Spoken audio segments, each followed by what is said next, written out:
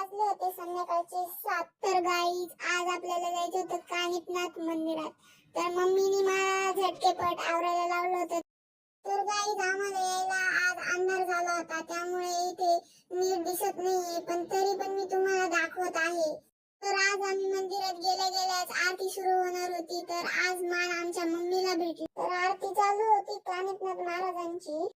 तर दुसरा मान होता माझ्या भावाला.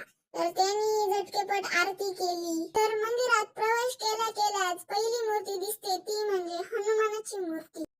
त्यानंतर मंदिराच्या डाव्या बाजूला 2 नंबरला आहे आपल्या महादेवाची पिंड आणि त्याच्या शेजारीच आहे आपली कानिफनाथांची मूर्ती. आणि 4 नंबरची मूर्ती म्हणजे आहे आपली सप्तशृंगी देवीची मूर्ती आणि त्याच्या शेजारी आहे आपली गणपती बाप्पाची मूर्ती. तर आज माझ्या मम्मीने सप्तशृंगी देवीसाठी स्पेशली नैवेद्य बनवून आणले होते.